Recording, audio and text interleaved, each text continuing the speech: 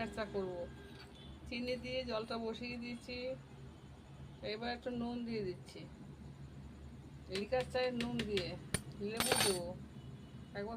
এই দেখুন জলটা আমি নিভিয়ে দিলাম, নিভিয়ে আমি চা পাতাটাকে দিয়ে দিলাম, ওইটুকুই দেবো। এবার আমি লেবুর রসটা দিয়ে দিচ্ছি। গ্যাস কিন্তু বন্ধ আছে, পুরো রাম হয়ে যাবে।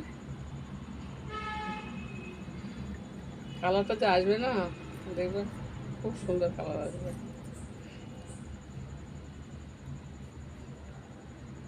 দেখুন বন্ধু, আমার চায়ের কালারটা একবার দেখুন, কত সুন্দর কালার হয়েছে। এই যে বিস্কিট, সবাই তো বিস্কিট খায় না, আবার মেরি বিস্কিট।